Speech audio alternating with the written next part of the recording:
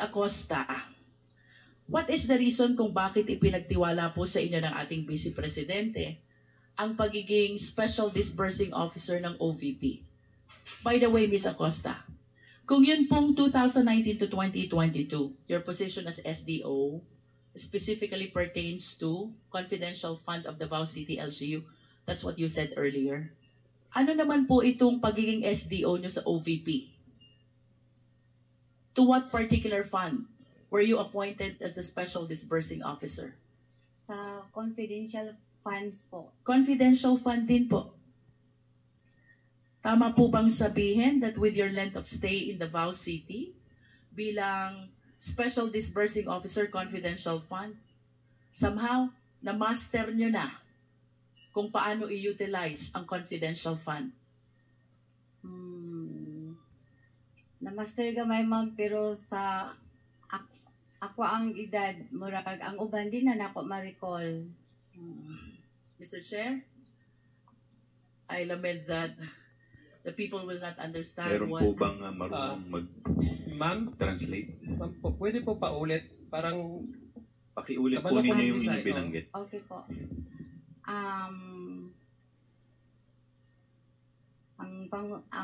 Ang pangutana ni ma'am kay sa kadugay-dugay na nako na nagiging SDO, kabalo na ba ako, na master na nako ang pamaagi o unsa ang trabaho sa SDO. Tama ba ma'am? Mr. Chair, yung tanong daw ni Kong Jinky, sa tagal daw ho niya ng SDO, alam din ho daw niya kung ano yung pamamaraan at pagtakbo at trabaho ng SDO. Ms. Acosta, saan po kayo mas komportable? Tagalog or English? Mas Tagalog ma'am. Usay ma-mix po ng Bisaya po ma'am. Ayan. But I hope you will try your best to speak in Filipino, Yes. in Tagalog, so the people will understand us. Pwede po ba? I try my best ma'am. Pagsikapan po natin. At dahil na-master nyo na po kung ano dapat gawin bilang SDO ng Confidential Fund ng Davao City, kayo po ba'y naniniwala na yung inyong karanasan at tiwalang ipinagkaloob sa inyo ng ating Vice Presidente nung kay SDO ng Davao, ito din po ang dahilan kung bakit kayo inappoint bilang SDO ng Confidential Fund ng Office of the Vice President? Sa tingin ko po, dahil po sa trust and confidence ni Ma'am BP, ma'am. Yes. Ma'am, ano po sa pagkakaalam nyo ang trabaho ng isang Special Disbursing Officer? Ang pagkakaalam ko, ang trabaho ng isang disbursing officer ay siya po ang in charge to disburse the amount and therefore accountable po siya. In addition po sa disbursement, ano pa pong naaalala nyo na isa sa mga pangunahing trabaho ng SDO? Siya po ay isang accountable person. Accountable person. Would you agree with me? Kayo ho ba'y sasang-ayon na bilang SDO, kasama po kayo sa gumagawa ng financial plan? Yes, ma'am. Sasang-ayon din po ba kayo bilang SDO? Kasama din po kayo sa preparation ng liquidation report? Yes, ma'am. Bilang SDO, kasama din po kayo sa certification kung saan ginamit ang confidential fund? Yes, ma'am. At bilang SDO, kasama din po kayo sa preparasyon ng ating accomplishment report. Tama po ba? Ang accomplishment report po, ma'am, ay magbibase po ako sa aming... But nevertheless, Ms. Acosta, kasali po ba kayo dun sa gumagawa ng accomplishment report? Yes, ma'am. Yes. Ang na-mention ko po, Ms. Acosta, is the entire process of utilization. It starts with the preparation of the financial plan, tapos susundan po ito ng disbursement. Under the disbursement, dito po tayo nagkakaroon ng encashment of check. And after the encashment of check, after the utilization of the same, papasok po yung liquidation of report, and then the certification that the same were utilized properly. Pagkatapos may isasubmit din po kayong accomplishment report. What I said, Ms. Acosta, represents the entirety of the utilization process of confidential fund. At ang nangangahulugan po, Ms. Acosta, alam nyo, simula umpisa ng proseso hanggang katapusan kung anong nangyari doon sa confidential fund. Tama po ba?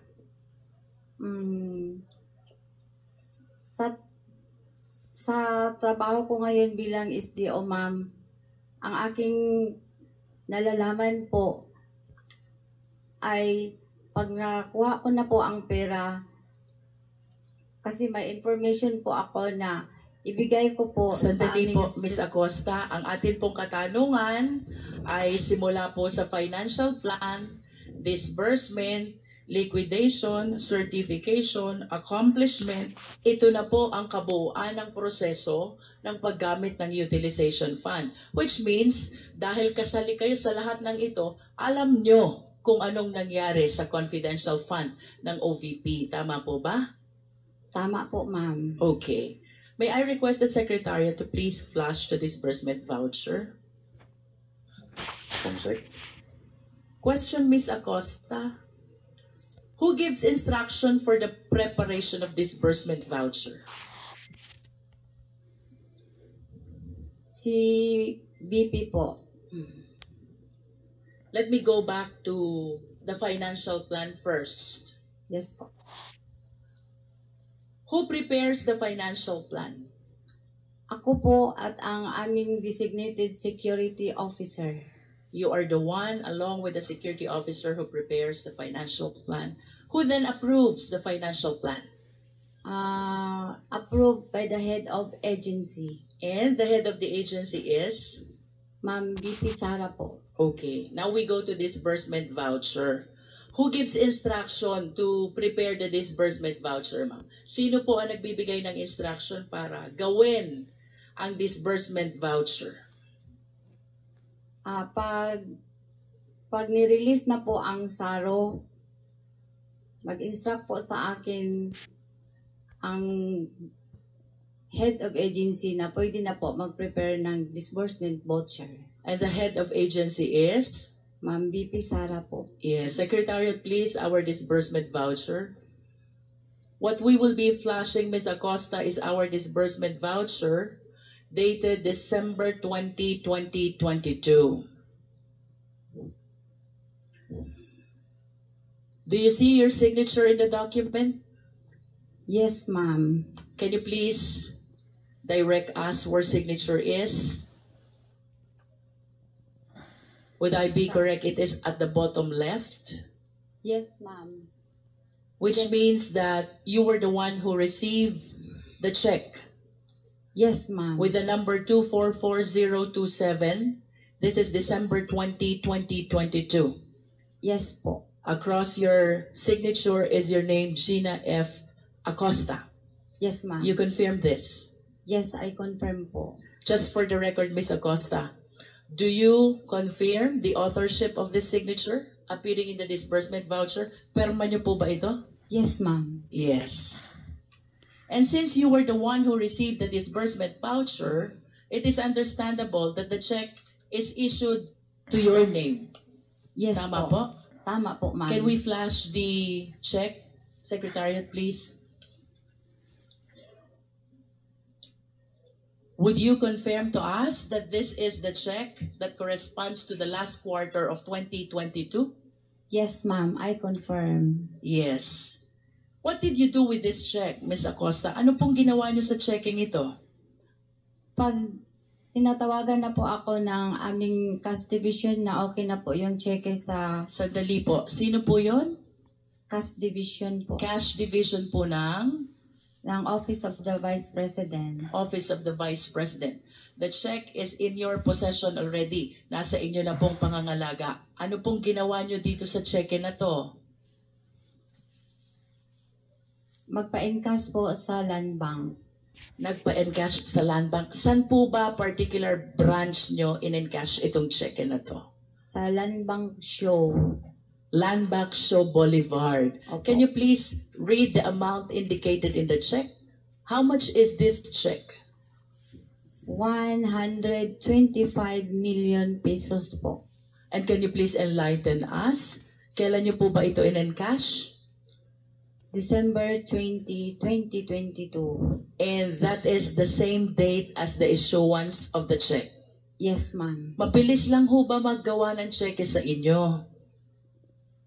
Mabilis lang po ba? Sa tingin ko mabilis kasi andyan naman agad ang cheque po. As a matter of fact, ma'am, the date of the disbursement voucher, the date of the check, and the encashment of the check are the same. That is December 20, Yes, 2022. And please walk us through. Paano ho ba ninyo ginawa itong encashment ng checking ito? Medyo nakakapaisip lang po considering the huge amount equivalent of this check, 125 million. Physically, napakahirap po nitong bit-bitin. Tama po ba, Miss Acosta?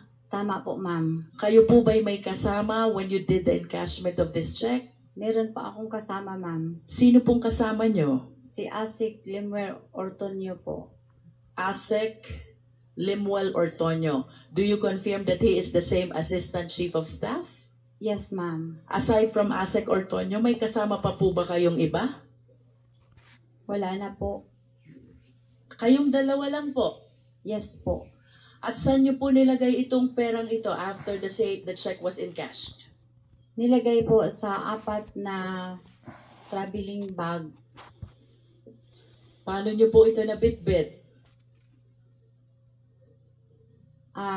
Pagkatapos po, kung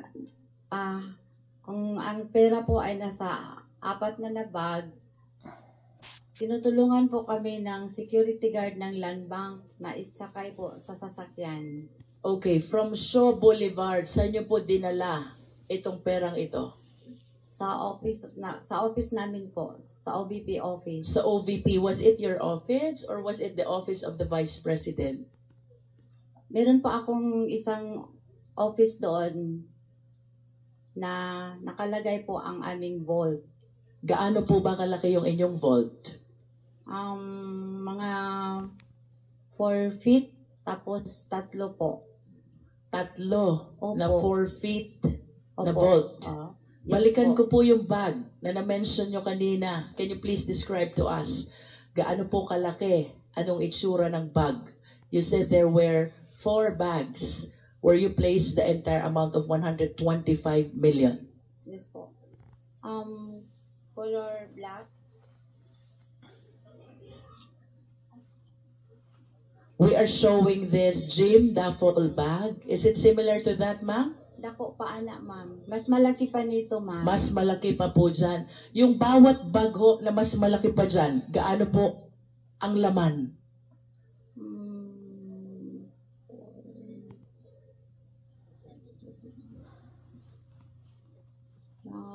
More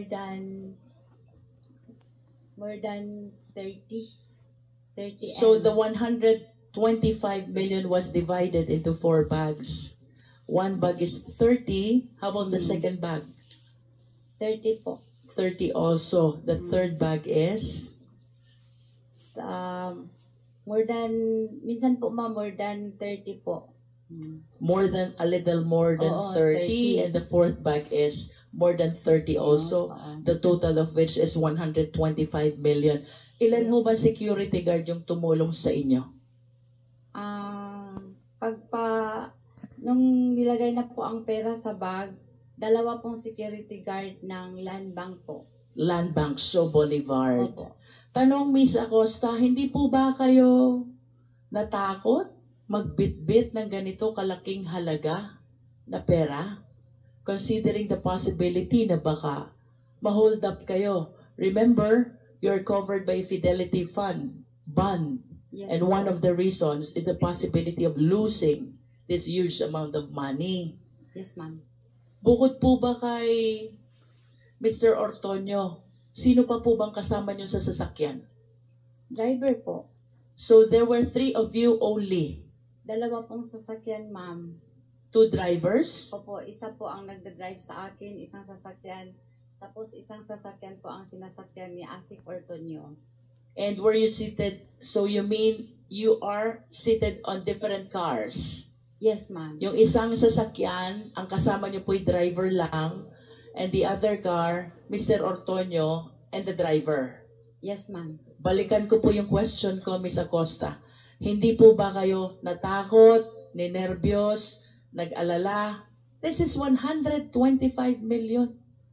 Natakot po, ma'am. Kaya nagpasama po ako kay Asik Ortonio po. And do you believe that Asek Ortonio has the capability to secure not just you, but even the 125 million? I believe po kasi lalaki naman po siya kaysa babae ang ikasama ko. Nag-convoy po kami, ma'am. Yeah, usually, ang mga hold-uppers po may mga barel. Tama po ba? Yes Si po. Mr. Ortonio po ba? Does he have a firearm also? Hindi ko po alam, ma'am, kung may dala siyang baril. Then what ma'am. gives you the confidence na pagkasama nyo si Asek Ortonio, okay na kayo? At least 2 sasakyan po, ma'am. Hiwalay. At least kung maano man, ma-hold up man, meron pang isa. Yan po ang nailagay sa isip ko, ma'am. Kaya takot. So, ibig sabihin ma'am, during the time that you were encashing the check, you are entertaining the possibility na baka kayo ma-hold up. That's why you said, kung ma-hold up man yung isa, may tirang isa. Do you confirm that? Yes, ma'am. Yan po ang nasa isip Miss ko. Acosta, kung ganun naman pala, na iniisip nyo na yung possibility of hold up, bakit hindi po kayo nagsama ng mga taong makakatulong nyo to secure the huge amount of money? Kayo po ba'y ilan doon sa OVP? Wala po bang security guard doon or security officers or perhaps the member of the security team of our Vice President who could have helped you secure this huge amount of money? Meron naman po kaming security, ma'am. Pag dating namin sa office, nakaabang na po ang kung sino po yung in charge o sino po yung naka-duty na BPSPG po, ma'am. But of course, you will agree with me that the danger lies not only at the entrance, not only at the bank, but in the entire thoroughfare leading to your office of the OVP. Tama po ba? Yes po, pero Balikan Dasal ko po po ako. yung tanong ko kanina, Miss Acosta. Ang sabi niyo po kanina, iniisip niyo na habang nag-encash, kung ma-hold up yung isa, may tira pang isa. Bakit hindi po kayo nagdala ng security to help you secure the huge amount of money and even your life, Miss Acosta? Of course, we're watching news, di ba? Cellphone lang, namamatay na. Small amount of money lang, namamatay na. How much more this 125 million pesos, which apparently do not belong to you, but belong to the government. kasi ang driver po namin, ma'am, ay member po siya ng BPSPG.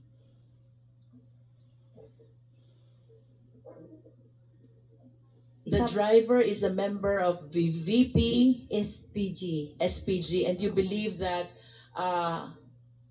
being accompanied by that driver is enough for you to secure that money. At that time, yan po ang Yun po nasa iniisip isip nyo. ko. Opo, ma'am. Okay. Kanina po nabanggit nyo, tinutulungan kayo ng mga security guard. Opo, ma'am. In what sense? Ano pong tulong ang ibinibigay sa inyo ng mga security guard ng Land Bank? Pag